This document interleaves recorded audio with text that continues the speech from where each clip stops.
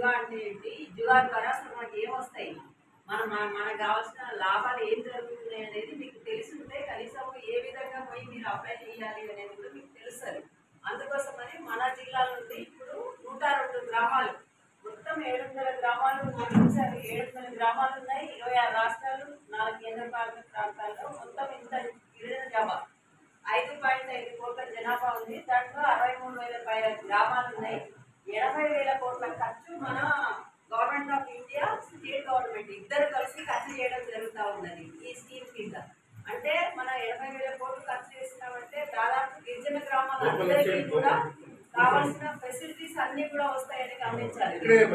ఉంటది ఇది. ఇంకొకటి ఏంటంటే మీకు ఇంతకు ముందు పిఎం జన్మన్ అనే ప్రోగ్రామ్ వచ్చింది, తోటి పొలం.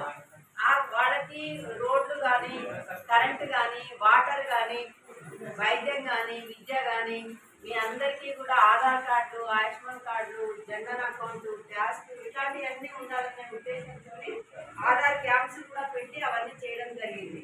అప్పుడు 149 హ్యాబిటేషన్స్ అవి పొలం తోటి. ఇప్పుడేంటి ఎస్టీ మొత్తం పొలం తోటే కాదు, గోల్డీ ఇంకా ఎవరు ఎస్టీకి సంబంధించిన అందరికీ కూడా ఈ స్కీమ్ వర్తింపజేయబడుతుంది. కాబట్టి మనం అందరం వినియోగించుకోవాలి. దీంట్లో 17 డిపార్ట్మెంట్ ఇన్వాల్వ్మెంట్ అయి ఉంటాయి.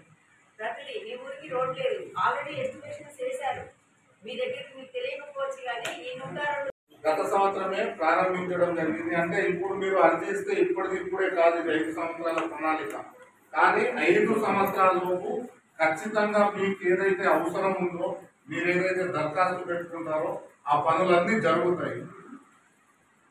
ఈ ప్రధానమంత్రి జనజాతీయ ఉత్కర్ష గ్రామీణ అభియాన్ అనేది సెంట్రల్ గవర్నమెంట్ స్కీమ్. డబ్బుల కొరత లేదు.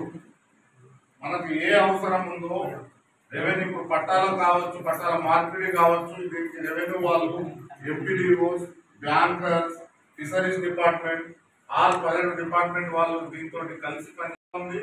దీనికి మీరు మీటింగ్లు మా సెక్రటరీ గారు నిన్నటి నుంచి చెప్తున్నారు. ఆయన ఇవాళ రెవెన్యూ సదస్సు ఉండి కూడా జనాలు రాలేదు. అంటే మీకోసం ప్రభుత్వం ఇన్ని స్కీములు మీ ఇంటి దాకా తీసుకొస్తే మీరు అవేర్నెస్ లేకపోతే బాగుండదు. ఇది కేవలం అవగాహన సదస్సు. అంటే మేము మీకు ఏం ఇస్తున్నాం అనేది చెప్తున్నాం. నెక్స్ట్ టైం మీటింగ్ ఉండేసరికి ఖచ్చితంగా ఈ పిఎం జుగా అనేది గుర్తుపెట్టుకోండి. ఈ మీటింగ్ యొక్క ప్రాముఖ్యత చాలా ఉంటుంది. కలెక్టర్ గారు కూడా వస్తామన్నారు, వీసీ ఉండడం వలన రాలేకపోయారు. నెక్స్ట్ మీటింగ్ అప్పుడు మాత్రం ఖచ్చితంగా గడపాపూర్, ఎల్లారాం, కౌటాగూడ జి, కౌటాగూడ బి జనాభా 202 హౌస్ హోల్డ్ కుటుంబాలు, 700 పాపులేషన్, కనీసం ఒక 100-200 మంది